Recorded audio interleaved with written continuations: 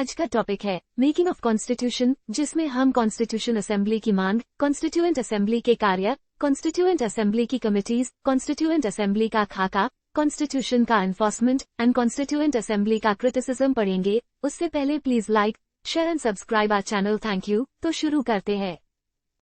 Demand for constituent assembly. Swaraj की मांग के साथ साथ कॉन्स्टिट्यूशनल रिफॉर्म्स की भी मांग उठ रही थी।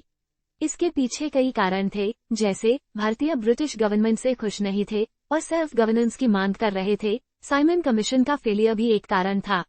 1934 में एन रॉय ने पहली बार कॉन्स्टिट्यूएंट असेंबली का आइडिया दिया था, जो प्रथम व्यक्ति थे जिन्होंने इंडिया में कम्युनिस्ट मूवमेंट शुरू किया था। पहली बार इंडियन नेशनल कांग्रेस ने ऑफिशियली भारत के लिए संविधान बनाने के लिए कॉन्स्टिट्यूएंट असेंबली की मांग की।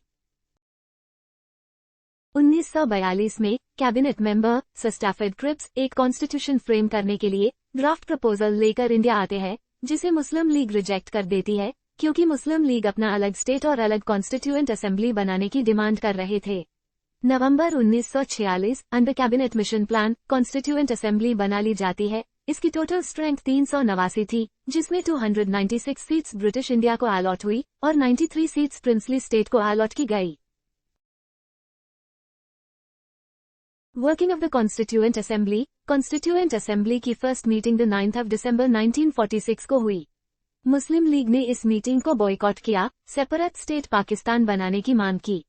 इस मीटिंग को अटेंड 211 मेंबर्स ने किया। डॉक्टर सच्चिदानंद सिन्हा को असेंबली का टेम्पररी प्रेसिडेंट चुना गया। बाद में डॉक्टर राजेंद्र प्रसाद को असेंबली का प्रेसिडेंट चुना गया और एच.सी. मुखर्जी और वी.टी. कृष्णमाचारी को वाइस प्रेसिडेंट ऑफ असेंबली चुना गया। बेसिकली असेंबली में 2 वाइस प्रेसिडेंट थे।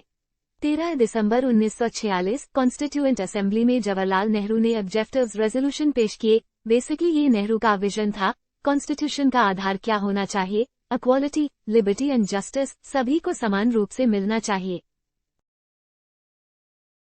नेहरू जी देश को सॉवरन डेमोक्रेटिक रिपब्लिक बनाना चाहते थे, जिसमें बिना भेदभाव के सभी को सामाजिक, आर्थिक एंड राजनीतिक न्याय मिल पाए।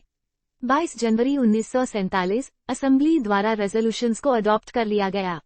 जो प्रिंसली स्टेट्स कॉन्स्टिट्यूएंट असेंबली से दूरी बनाए हुए थे, उन्होंने इसे ज्वाइन कर लिया।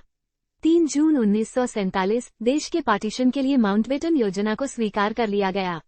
इंडियन इंडिपेंडेंस एक्ट ऑफ 1947 के बाद असेंबली 2 फंक्शन करने वाली बॉडी बन गई। ये दोनों कार्य अलग अलग दिनों में परफॉर्म करती थी। जब असेंबली पार्लियामेंट के तौर पर काम करती तो डॉक्टर राजेंद्र प्रसाद उसके अध्यक्ष होते। जब असेंबली लेजिस्लेटिव बॉडी के तौर पर काम करती तब उसके अध्यक्ष जी.वी. मावलंकर होते।